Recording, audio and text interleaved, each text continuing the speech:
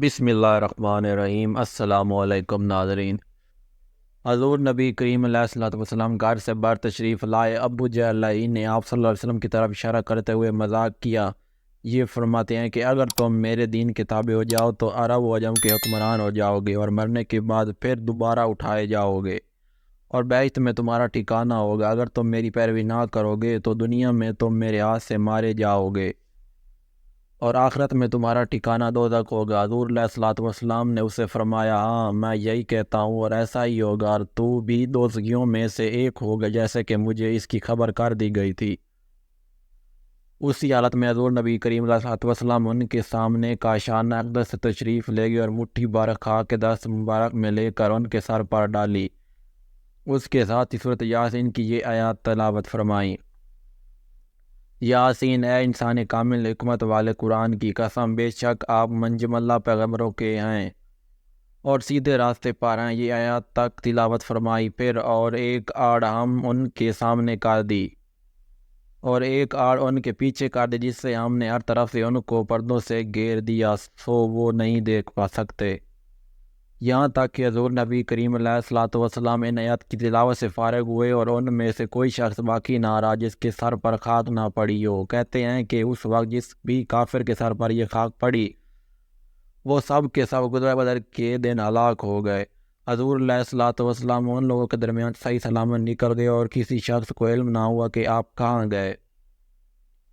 جب حضور علیہ الصلوۃ والسلام وہاں سے تشریف لے گئے تو وہاں پر ایک شخص کمر جھکائے ہوئے آیا اور کفار کی جماعت سے پوچھا، تم یہاں کس لیے کھڑے ہو اور کس کا انتظار کر رہے ہو؟ کفار نے جواب دیا کہ ہم محمد صلی اللہ علیہ وسلم کا انتظار کر رہے ہیں۔ اس نے کہا، خرابی ہو تمہاری، محمد صلی اللہ علیہ وسلم تو نکل گئے اور تمہارے سروں پر خاک ڈال گئے۔ جب انہوں نے اپنے سروں پر ہاتھ پھیرا تو ان کے ناپاک سروں پر خاک پڑی ہوئی تھی۔ اس کے بعد انہوں نے ایک دراڑ میں سے اندر جھانکا تو کسی کو سوئے ہوئے پایا۔ کہنے لگے، وہ رہا محمد صلی اللہ علیہ وسلم اپنی جگہ پر سویا ہوا ہے۔ جب یہ سب حملہ کرنے کی گھر سے اندر داخل ہوئے تو حضرت علی رضی اللہ تعالیٰ عنہ اٹھ کھڑے ہوئے۔ جب ان لوگوں نے حضرت علی رضی اللہ تعالیٰ عنہ کو دیکھا تو سمجھ گئے کہ اس شخص نے ٹھیک کہا۔ انہوں نے حضرت علی رضی اللہ تعالیٰ عنہ سے پوچھا کہ محمد صلی اللہ علیہ وسلم کہاں ہیں؟ حضرت علی رضی اللہ تعالیٰ عنہ نے فرمایا، اللہ تعالیٰ ہی اپنے رسول کا حال زیادہ جانتا ہے۔ کفار حیران و پریشان اور شرمندہ ہو کر رہ گئے اور ناکام واپس لوٹ گئے۔ جب حضور نبی کریم علیہ الصلوۃ والسلام کفار کا گھیرا توڑ کر نکلے تو سیدھا حضرت ابو بکر صدیق رضی اللہ تعالیٰ عنہ کے پاس تشریف لے کر گئے اور ان کو ہمراہ لیا۔ پھر مدینہ منورہ کی طرف ہجرت کے لیے روانہ ہو گئے۔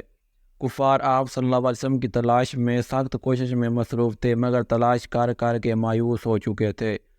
حضور علیہ الصلوۃ والسلام اور حضرت ابو بکر صدیق رضی اللہ تعالیٰ عنہ نے غار ثور میں 3 راتوں تک قیام فرمایا۔ اس کے بعد وہاں سے نکلے اور مدینہ شریف کی جانب روانگی اختیار فرمائی۔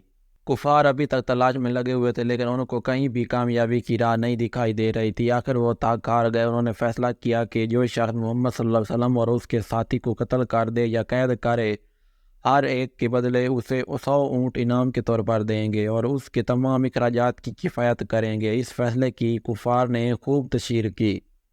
اس واقعہ کے بارے میں سراقہ بن مالک بن جاسم بیان کرتے ہیں کہ میں اپنی قوم کی مجلس میں بیٹھا ہوا تھا کہ ہم میں سے ایک شخص وہاں پر آیا اور اس نے کہا کہ میں نے ابھی 3 مسافروں کو جاتے ہوئے دیکھا ہے اور مجھے معلوم ہوتا ہے کہ وہ محمد صلی اللہ علیہ وسلم اور ان کے ساتھی تھے۔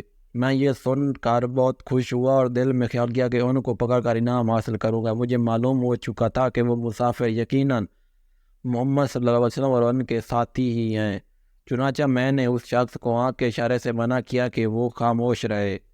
اس کے بعد سراقہ نے ان لوگوں کو دھوکہ دینے کی غرض سے یہ کہا کہ تو فلاں قبیلے کے لوگ تھے جو اپنے گم شدہ جانور ڈھونڈ رہے تھے۔